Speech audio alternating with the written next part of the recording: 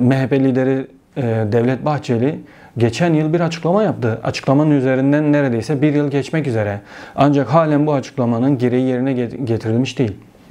Yani bunun işaretleri, yani hukukta ve siyasetteki işaretlerini bile biz şeffaf bir şekilde yapmış olduğumuz gözlemler sonucunda ifade edebiliriz ki göremiyoruz. Bu tür açıklamalar veya bu tür çağrılar işte kimi dönemleri açar, kimi dönemleri kapatır. Bu nitelikte açıklamalardır.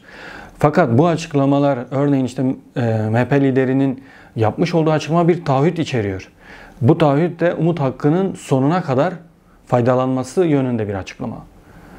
Eğer buna uygun adımlar atılmazsa o zaman açıklamaların, bu tür çıkışların tutarlılığı olmaz.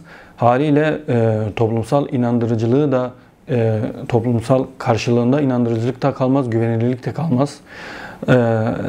Siyasetin alt üst olmasına yol açar. Çünkü herhangi bir karşılığı olmazsa bir öngörüde de bulunamaz herhangi bir kesim. Ne siyaset ne de toplum.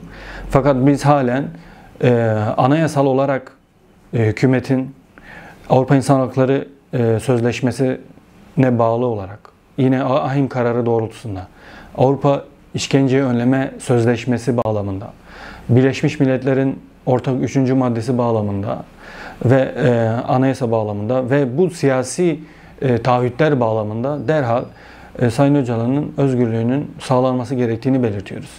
Bu sürecin güvencesi, hukuki güvencesi Sayın Öcalan'ın özgürlüğüne kavuşmasıdır. Aksi takdirde sürecin ileri aşamalara taşınmasının zor olacağını görmek elbette mümkün.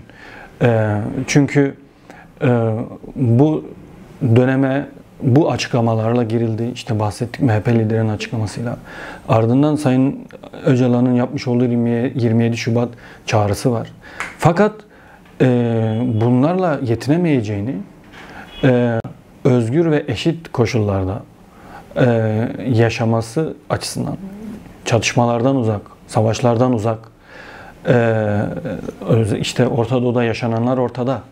Bunlara karşı, bunları durdurabilecek bir güce sahip olduğunu ifade eden bir insanın, bu düşünce hakimiyetine sahip olan birinin topluma bu kadar katkı sunabilecek birinin içeride tutulmasının hiçbir yönle açıklaması mümkün değil.